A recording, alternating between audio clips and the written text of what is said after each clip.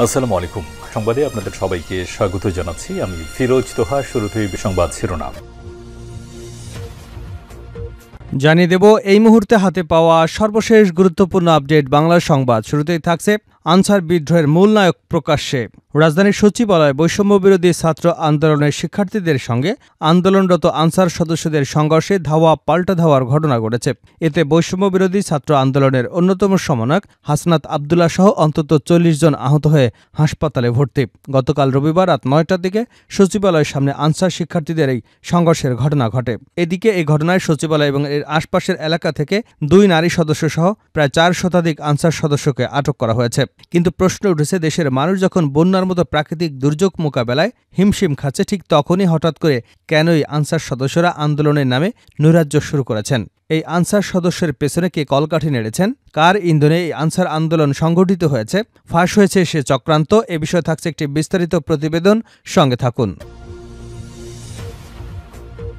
এবারে জানাবো আয়নাঘরের নামে হত্যা, গুমকারীরা বহাল তবিয়তে। বিএনপির স্থায়ী কমিটির সদস্য হাফিজউদ্দিন আহমেদ বলেছেন, আয়নাঘরের নামে যারা মানুষ হত্যা করেছে, গুম করেছে, তারা বহাল তবিয়তে আছে। প্রত্যেকটি জেলায় পুলিশ কর্মকর্তারা আগের মতোই আছেন। তারাই আওয়ামী লীগের দুর্বৃত্তদের আশ্রয় দিয়ে রেখেছেন। যারা আয়নাঘর তৈরি করেছে, অন্তর্বর্তীকালীন সরকারের প্রধান উপদেষ্টার উচিত ছিল সাংবাদিকদের নিয়ে ওই ঘৃণ্য স্থান দেখানো, কিভাবে নিরীহ মানুষদের তারা অত্যাচার, নির্যাতন এবং হত্যা করেছে। আয়নাঘর স্রষ্টাদের কিছু হচ্ছে না, শুধুমাত্র একজনকে গ্রেপ্তার করা হয়েছে। জানাবো গণঅভ্যুত্থান সুরক্ষা ব্রিগেড গঠন করতে বলেন ফরহাদ মাঝহার। ছাত্র জনতার গণঅভ্যুত্থানের কারণে দেশ ত্যাগ করেছেন শেখ হাসিনা। গঠন করা হয়েছে অন্তর্বর্তীকালীন সরকার, যার প্রধান হয়েছেন নোবেল বিজয়ী ডক্টর মোহাম্মদ ইউনূস। এবারে থাকছে বাংলাদেশের নাগরিকত্বই ছিল না এসালম পরিবারের সদস্যদের। বাংলাদেশের ব্যাংকিং সেক্টরের মাফিয়া এসালম গ্রুপ হাসিনা সরকারের সঙ্গে কাজ করে লুটপাট করেছে দেশের একের পর এক ব্যাংক। নামে বেনামে ব্যাংক থেকে ঋণ নিয়েছে প্রায় ১ লাখ কোটি টাকা। সোমবার একটি পত্রিকায় এসালম সপরিবারে ছাড়েন বাংলাদেশের নাগরিকত্ব শিরোনামে সংবাদ প্রকাশ করা হয় একটি জাতীয় পত্রিকায়। এই সেই এসালম গ্রুপ যা বাংলাদেশের বিভিন্ন ব্যাংক থেকে ১ লক্ষ কোটি টাকার উপরে ঋণ নিয়েছে। এখন সবাই লাপাত্তা, আর এদের বাংলাদেশের কোনো নাগরিকত্বই ছিল না। বাংলাদেশের নাগরিকত্ব ছেড়ে বিদেশের নাগরিকত্ব নিয়ে এদেশের সরকারের আশ্রয় প্রশ্রয় থেকে দেশের ব্যাংকগুলো খালি করে দিয়েছে। জানিয়ে দেব বিজয় নস্যাতে ষড়যন্ত্র অব্যাহত আছে। বিএনপির যুগ্ম মহাসচিব সৈয়দ ইমরান সালেহ প্রিন্স বলেছেন, ছাত্র জনতার আন্দোলনের বিজয় নস্যাৎ করতে ষড়যন্ত্র এখনও অব্যাহত আছে। এই ষড়যন্ত্র মোকাবেলা করে সর্বত্র শান্তি শৃঙ্খলা বজায় রাখতে হবে। রোববার কিশোরগঞ্জ বিএনপি এবং অঙ্গ সংগঠনের নেতাকর্মীদের সঙ্গে মত বিনিময় ও পথসভায় একথা বলেন তিনি। এবং সর্বশেষ জানাবো আন্তর্জাতিক সংবাদ। ইসরায়েল হিজবুল্লাহর পাল্টাপাল্টি হামলায় ফের উত্তপ্ত মধ্যপ্রাচ্য। ইসরায়েলের সামরিক বাহিনী ও লেবাননের সশস্ত্র গোষ্ঠী হিজবুল্লাহর মধ্যে রোববার পাল্টাপাল্টি হামলার যে ঘটনা ঘটেছে, সেটি ঘিরে উদ্বেগ দেখা দিচ্ছে। এতক্ষণ শিরোনাম শুনছিলেন, এবার বিস্তারিত। প্রিয় দর্শক, আপনি যদি এই চ্যানেলে নতুন হয়ে থাকেন, ভিডিওটি দেখতে দেখতে চ্যানেলটি সাবস্ক্রাইব করে আমাদের সঙ্গে থাকুন। আর এই ভিডিও সম্পর্কে আপনি আপনার মূল্যবান মতামতটি কমেন্ট বক্সে জানিয়ে দিন। আর হ্যাঁ প্রিয় দর্শক, জানিয়ে দিন ভিডিওটি কোথা থেকে দেখছেন। আনসার বিদ্রোহের মূল নায়ক এখন প্রকাশ্যে।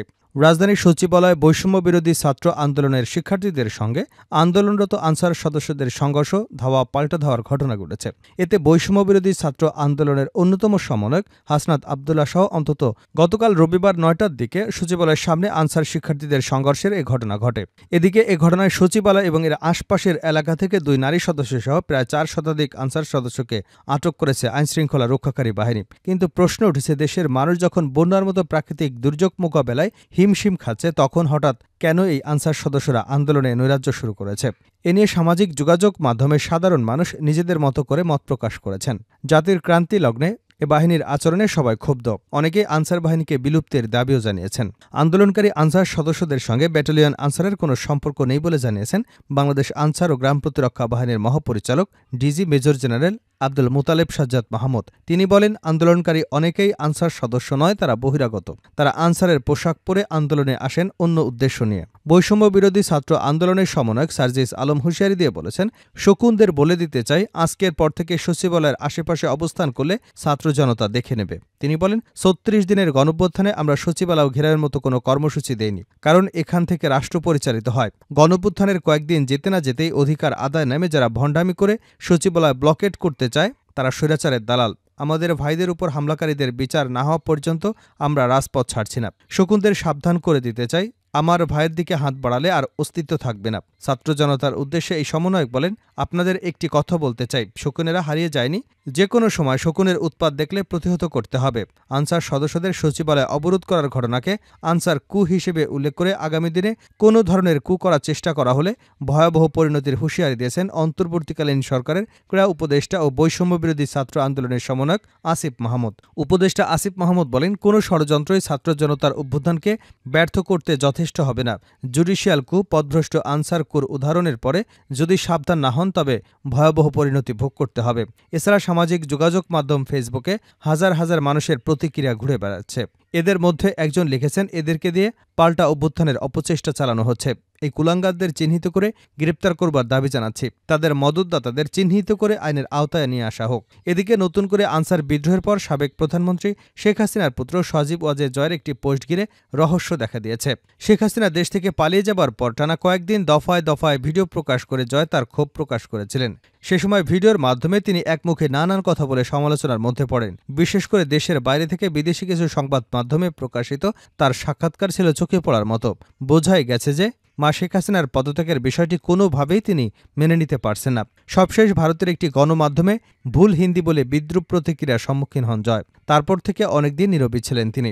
দেশে ভয়াবহ বন্যার মতো প্রাকৃতিক দুর্যোগ দেখা দিলেও কোনো কথাই তাকে বলতে দেখা যায়নি। কিন্তু গতকাল আনসার বিদ্রোহের পর আবারও ফেসবুকে সরব হলেন হাসিনা পুত্র।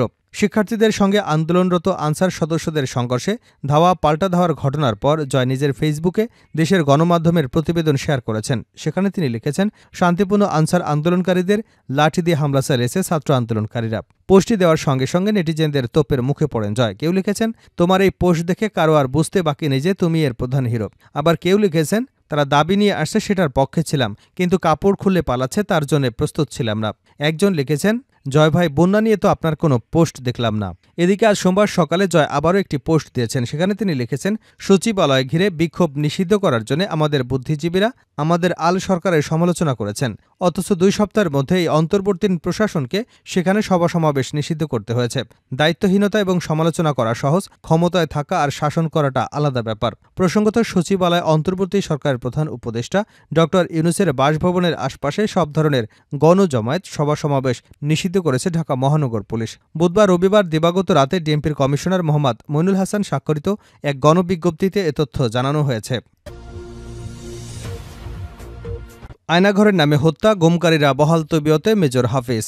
বিএনপির স্থায়ী কমিটির সদস্য মেজর অবসরপ্রাপ্ত হাফিজউদ্দিন আহমেদ বলেছেন, আয়নাঘরের নামে যারা মানুষ হত্যা করেছে, গুম করেছে, তারা বহাল তবিয়তে আছে। প্রত্যেকটি জেলায় পুলিশ কর্মকর্তারা আগের মতোই আছেন। তারাই আওয়ামী লীগের দুর্বৃত্তদের আশ্রয় দিয়ে রেখেছেন। যারা আয়নাঘর তৈরি করেছে, অন্তর্বর্তীকালীন সরকারের প্রধান উপদেষ্টাদের উচিত ছিল সাংবাদিকদের নিয়ে এই ঘৃণিত স্থান দেখানো এবং কিভাবে নিরীহ মানুষকে তারা অত্যাচার, নির্যাতন এবং হত্যা করেছে। আয়নাঘর স্রষ্টাদের কিছুই হচ্ছে না, শুধুমাত্র একজনকে গ্রেপ্তার করা হয়েছে। আজ রবিবার সকালে জাতীয়তাবাদী মুক্তিযোদ্ধা দলের ৩২তম প্রতিষ্ঠা বার্ষিকীতে বিএনপির প্রতিষ্ঠাতা জিয়াউর রহমানের মাজারে শ্রদ্ধা নিবেদন শেষে এমন মন্তব্য করেন তিনি। বিপ্লব এখনও থমকে আছে দাবি করে মেজর হাফিজ বলেন, ২০ দিন অতিবাহিত হয়েছে, কিন্তু এখনও মনে হয় না বিপ্লবীদের সরকার প্রতিষ্ঠিত হয়েছে। শুধুমাত্র আসিফ নজরুল ছাড়া এই বিপ্লবে কাউকেই অংশ নিতে দেখিনি। দ্রুত আয়নাঘরের কারাবন্দীদের বিরুদ্ধে ব্যবস্থা নেওয়ার দাবি জানিয়েছেন তিনি। সেনাপ্রধানকে উদ্দেশ্য করে তিনি বলেন, সেনাবাহিনীকে এমনভাবে রাখবেন, তাদের আচরণ এমন হওয়া উচিত যাতে তাদের দেখে মনে না হয় তারা জনগণের বিপক্ষে দাঁড়িয়েছে। অবিলম্বে যে ১৮৭ জন সেখানে আশ্রয় নিয়েছে তাদের তালিকা প্রকাশ করুন। ভয়ের কি আছে? বিপ্লব সফল করতে হলে এই দুর্বৃত্তদের দমন করতে হবে। আমরা এই বিপ্লবের একটা সফল পরিণতি দেখতে চাই। আশা করব আপনারা সব সময় জনগণের পক্ষে থাকবেন, পাশে দাঁড়াবেন। ভুলে যাবেন না, আপনারা জনগণের প্রভু নন। আপনাদের আচরণে বিনয় থাকতে হবে, যাতে করে মহান বিপ্লবের আগস্টের কোনো ক্ষতি না হয়। প্রয়োজন হলে উপদেষ্টা পরিষদে আরও ছাত্রদের সম্পৃক্ত করুন, যারা এই বিপ্লবে অংশগ্রহণ করেছে। বুদ্ধিজীবীদের প্রয়োজন নেই, যারা শুধু তাকিয়ে তাকিয়ে দেখেন, দুঃসময় নিশ্চুপ থাকেন আর বিজয়ের পরে এসে ক্যামেরার সামনে দাঁড়ান। শুধু বুদ্ধিজীবী আর এনজিও কর্মী নয়, বিপ্লবীদের নিয়ে অন্তর্বর্তীকালীন সরকার পরিচালনার আহ্বান জানিয়ে সাবেক সেনা কর্মকর্তা হাফিজউদ্দিন বলেন, শেখ হাসিনার সরকারকে যারা শক্তিশালী করতে সহযোগিতা করেছে, উপদেষ্টা পরিষদ প্রশাসনে থাকলে তাদের সরিয়ে দিন। গণঅভ্যুত্থান সুরক্ষা ব্রিগেড গঠন করতে বললেন ফরহাদ মাঝহার। ছাত্র জনতার গণঅভ্যুত্থানের কারণে দেশ ত্যাগ করেছেন শেখ হাসিনা।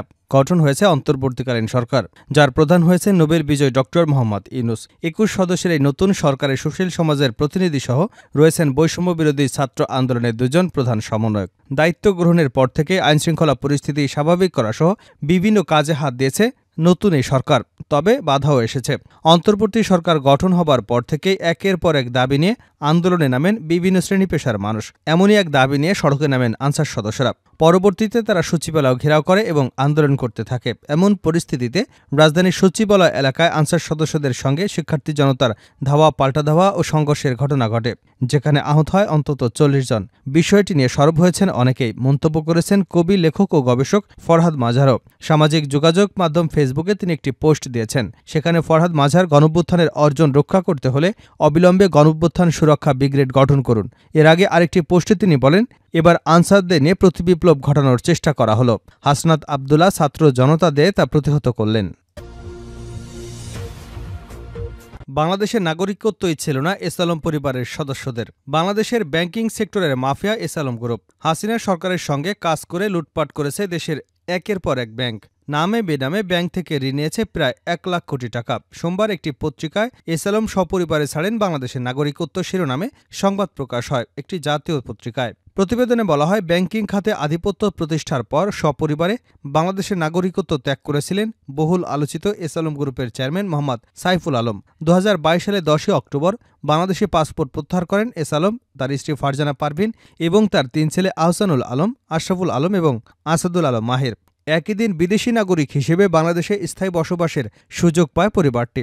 সরকারের উচ্চ পর্যায়ের নির্দেশে এসব সুবিধা দিয়েছিল স্বরাষ্ট্র মন্ত্রণালয়। অর্থ পাচারের পথ সহজ করা এবং প্রতিকূল পরিস্থিতিতে জবাবদিহি এড়াতে এমন কৌশল গ্রহণ করা হয়েছে বলে মনে করেন বিশ্লেষকরা। জানা গেছে, আওয়ামী লীগ সরকারের আমলে প্রভাবশালী এই পরিবারটি যেদিন বাংলাদেশের নাগরিকত্ব ত্যাগ করেছিলেন, ঠিক সেই দিনেই বাংলাদেশে স্থায়ী বসবাসের অনুমতিও পেয়েছিলেন। নাগরিকত্ব ত্যাগ এবং স্থায়ী আবাসিক সুবিধা গ্রহণ বাংলাদেশের জটিল প্রক্রিয়া হলেও ক্ষমতার অপব্যবহার করে একই দিন সন্ধ্যায় অতি গোপনে সচিবালয় স্বরাষ্ট্র মন্ত্রণালয় এ কাজটি করা হয়। নাগরিকত্ব ত্যাগ এবং আবাসিক সুবিধা গ্রহণ করতে হলে পুলিশের বিশেষ শাখার ছাড়পত্র, বিভিন্ন দপ্তরের অনুমতি প্রয়োজন হলেও কিভাবে একই দিনে দুটি কাজ সম্পন্ন হলো তা নিয়েও প্রশ্ন তুলেছেন আইনজ্ঞরা। শেষ করছে আন্তর্জাতিক সংবাদ দিয়ে। ইসরায়েল হিজবুল্লাহর পাল্টাপাল্টি হামলায় ফের উত্তপ্ত মধ্যপ্রাচ্য। ইসরায়েলের সামরিক বাহিনী ও লেবাননের সশস্ত্র গোষ্ঠী হিজবুল্লাহর মধ্যে রোববার পাল্টাপাল্টি হামলার যে ঘটনা ঘটেছে সেটি ঘিরে উদ্বেগ দেখা দিয়েছে। এমন একটি সময় হামলার এই ঘটনাটি ঘটল যখন গাজায় যুদ্ধবিরতির লক্ষ্যে ইসরায়েল এবং হামাসের মধ্যে চুক্তি স্বাক্ষর করানোর প্রচেষ্টা চালাচ্ছে যুক্তরাষ্ট্র। যুদ্ধবিরতির বিষয়ে শিগগিরই কার্যকর একটি সিদ্ধান্তে পৌঁছানোর আশাও প্রকাশ করা হয়েছিল, খবর বিবিসি বাংলার। কিন্তু রোববারের ঘটনার পর যুদ্ধবিরতি সেই প্রক্রিয়া বাধাগ্রস্ত হবে কিনা সেটি নিয়েও এক ধরনের উদ্বেগ সৃষ্টি হয়েছে। এছাড়া ওই হামলার মাধ্যমে ইসরায়েল এবং হিজবুল্লাহ সরাসরি যুদ্ধে জড়িয়ে পড়া নিয়ে দ্বারপ্রান্তে রয়েছে কিনা তাও প্রশ্ন দেখা দিয়েছে। যদিও গত ৭ই অক্টোবরের পর দুপক্ষের মধ্যে বেশ কয়েকবার হামলা পাল্টা হামলার ঘটনা ঘটতে দেখা গেছে। সর্বশেষ রোববার ভোরে দক্ষিণ লেবাননের বিমান হামলা চালায় ইসরায়েল। দেশটি দাবি করেছে তাদের উপর রকেট হামলা চালানোর জন্য হিজবুল্লাহ প্রস্তুতি নিচ্ছিল।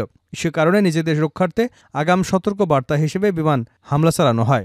ইসরায়েলের সামরিক বাহিনীর ভাষ্যমতে বিমান হামলা চালিয়ে তারা হিজবুল্লাহর বেশ কয়েক হাজার স্থাপনা গুড়িয়ে দিয়েছে। এদিকে ইসরায়েলকে লক্ষ্য করে ৩২০টি রকেট বোমা নিক্ষেপ করে হিজবুল্লাহ। যদিও হিজবুল্লাহর পক্ষ থেকে রকেট উৎক্ষেপণের ব্যবস্থায় ইসরায়েলে হামলার সত্যতা নাকচ করা হয়েছে। উল্টো দাবি করা হয়েছে রোববার রকেট হামলায় ইসরায়েলের সামরিক ঘাঁটি এবং গোলান মালভূমির ৪টি স্থাপনায় তারা আঘাত হানতে সক্ষম হয়েছে।